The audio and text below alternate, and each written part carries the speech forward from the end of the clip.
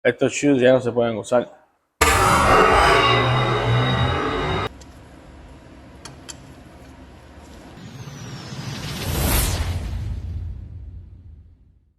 Hey, saludos tengan todos. Estamos aquí en Noguera Moro Mechanic y hoy les voy a enseñar cómo hacer unos sellos traseros de un diferencial de una 4Running Toyota 1999. Así que sigan viendo el video para que vean cómo se hace estos ríos differential.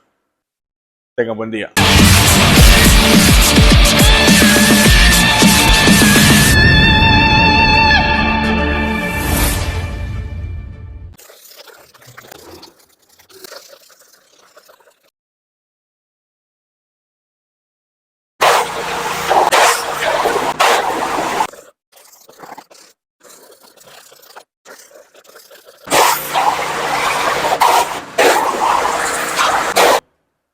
Ya está bastante limpio lo que es el plato.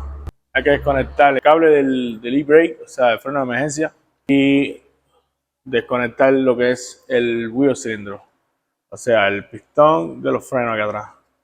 Lástima que tenemos que estos shoes ya no se pueden usar, so hay que repasar todo.